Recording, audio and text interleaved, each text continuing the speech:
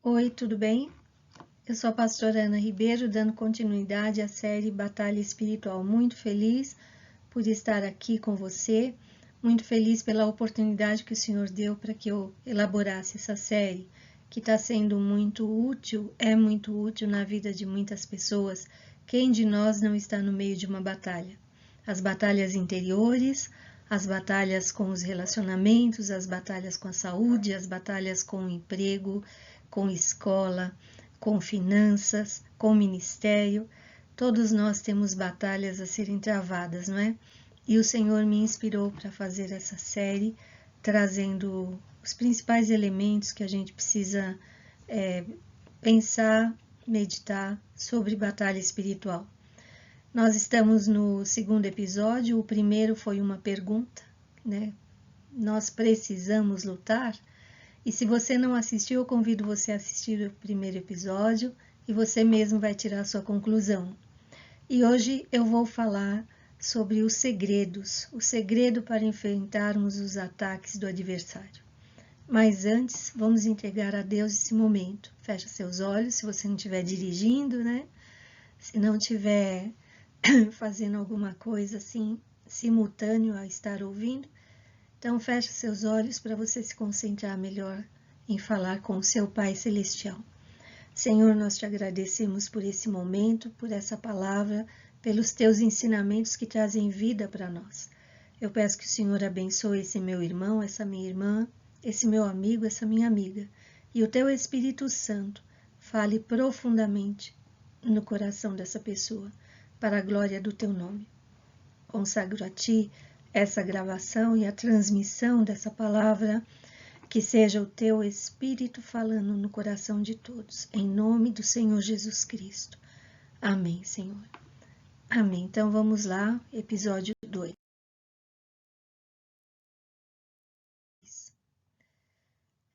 Tudo começou, batalha espiritual no contexto da igreja, começou no dia de Pentecostes, quando o Espírito Santo foi derramado sobre a igreja.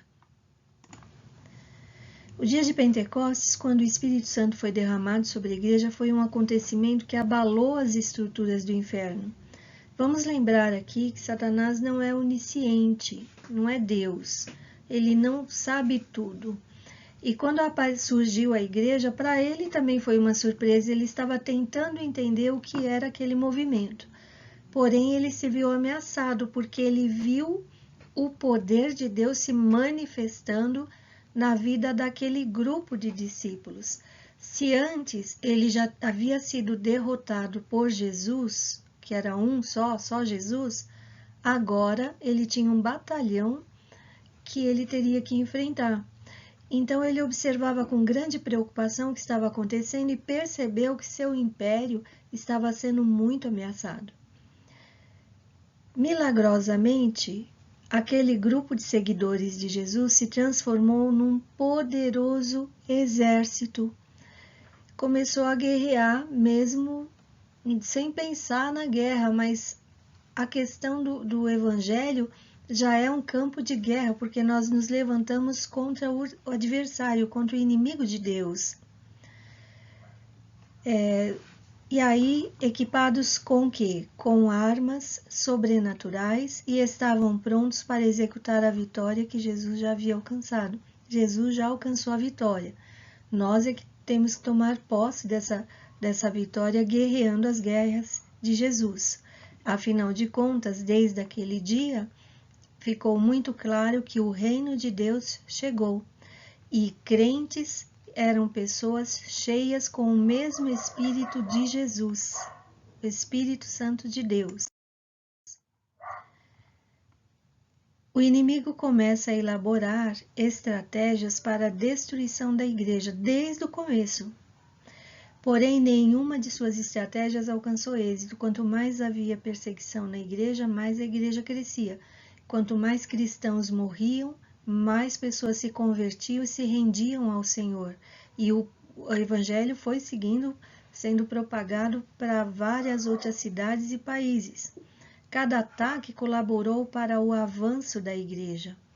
Paulo escreve a carta aos Efésios no contexto de guerra espiritual. Aliás, Efésios é um manual do guerreiro. Todo guerreiro tem que ler Efésios e aprender tudo que está ali, dando orientações sobre como lutar essa guerra. Paulo escreve essa carta para orientar os cristãos como fazer guerra espiritual.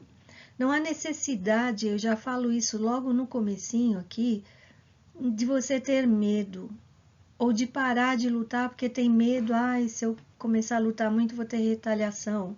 O importante é você aprender a usar as armas espirituais corretamente e você estar diante do Senhor com uma vida arrumadinha lá diante do Senhor, né? E Paulo fala, fortaleçam-se no Senhor e na força do seu poder. O poder de Deus vem sobre nós, por isso você não tem que temer. Você tem que ter apenas o temor do Senhor, que é o princípio da sabedoria. Não importa as tentativas do inimigo contra a sua vida, ou sua família, ou seu ministério. O importante é você permanecer firme na fé em Cristo, porque o Senhor livra você de todas essas tentativas. Quando algo dá errado e parece que não há saída, aguente firme. Tudo coopera para o seu bem, tudo. Aonde você foi ferido, o Senhor o abençoará tremendamente. Se você foi ferido na área financeira, se prepare, porque o Senhor vai trazer grandes bênçãos para você. Você foi ferido na área emocional, se prepara, porque o Senhor vai curar as suas feridas e vai te abençoar tremendamente. Cada ataque do inimigo vai cooperar para o seu bem, porque você ama a Deus. Isso está escrito lá em Romanos. E você foi chamado para um propósito bem maior do que a sua imaginação pode alcançar. Conforme Paulo diz, você é mais que vencedor. Romanos 8:37. Aliás, leia, assim que você terminar de assistir esse vídeo, leia Romanos 8 e consagre-se ao Senhor, se entregue a Ele. Romanos 8 é um dos capítulos mais preciosos que existe na Bíblia. Ali falam verdades profundas a respeito da nossa identidade, do amor do Pai para conosco. É necessário estarmos preparados, é fato. Sem ilusão de que não seremos atingidos se fizermos de conta que a guerra não existe. Fazer de conta que a guerra não existe, você fica vulnerável. Aí é que você pode ser pego mesmo, você pode sofrer coisas que não precisaria sofrer. Você vai sofrer ataques do inimigo e não vai se defender e nem atacá-lo, né? Então, não adianta você fazer de conta que não existe guerra, eu não quero nada com isso, você já está no meio dela. O importante é saber se você quer bater ou apanhar, mas você já está dentro da guerra, né? Está escrito em Tiago 1:2, meus irmãos, considerem motivo de grande alegria o fato de passarem por diversas provações. A realidade é que nós, enquanto vivermos aqui, estamos sujeitos a passar por muitas provações. Sabendo como o inimigo age, você estará mentalmente preparado. Nada vai te pegar de surpresa. Os ataques vêm quando você menos espera, de alguém ou situação que você nunca imaginou, tentando pegar você desprevenidamente. E é por isso que você precisa saber minimamente sobre a batalha espiritual para você não ser pego, para você não sofrer além daquilo que você... Às vezes você sofre além da conta, sabe? Você não precisava passar por várias situações que você acaba passando por falta de conhecimento de como acontecem as coisas no mundo espiritual. Quando você está mentalmente preparado e alerta para a forma como o inimigo ataca, você pode contra-atacar antes e sair ileso na maioria das vezes. Portanto, uma boa parte da guerra espiritual é a preparação constante da sua mente. Por isso que Paulo enfatiza a necessidade de renovarmos a nossa mente. Ele fala sobre entregarmos cativo todo o nosso conhecimento. Ele fala para nós termos a mente de Cristo, porque muita coisa começa ali. Mesmo quando tudo estiver bem, não baixe a guarda. Satanás procura o momento oportuno para passar uma rasteira em você. É a realidade. Ah, mas eu não estou mexendo com ele, ele não vai mexer comigo. Engano seu. Ele veio para matar, roubar e destruir. E ele odeia os filhos de Deus. Então, se você estiver distraído, com certeza ele vai tentar alguma coisa. Mas confie nisto. Deus é poderoso para transformar todas as provações em bênçãos para você. Fomos chamados para permanecer fiéis e para continuarmos lutando o bom combate da fé. Então, Deus é poderoso, Ele vai transformar as coisas que você sofreu, as coisas que você perdeu, em bênçãos. Você foi chamado para ser fiel, independente da circunstância, e você vai só sair ganhando quando você decidir olhar para o Senhor e a sua fidelidade voltar-se para Ele. Soldados, aqui no contexto, Paulo estava preso em Roma e ele tinha uns soldados que ficavam vigiando ele dia e noite. E aqueles soldados eram treinados e fortemente armados. A cidade de Roma era a mais poderosa daquela época, era o quartel-general do exército mais altamente equipado e evoluído do mundo antigo. Ele pôde observar um soldado romano fortemente armado, e isto o levou a fazer uma comparação da batalha humana com a batalha espiritual. Ele viu um soldado devidamente vestido e treinado, preparado para matar. O soldado romano, ele era preparado para matar. E lá em 1 Tessalonicenses 5:8, ele diz assim: nós, porém, que somos do dia, sejamos sóbrios, vestindo a couraça da fé e do amor e o capacete da esperança da salvação. Lá em 2 Coríntios 10:4, ele fala assim: as armas com as quais lutamos não são humanas, pelo contrário, são poderosas em Deus para destruir fortalezas.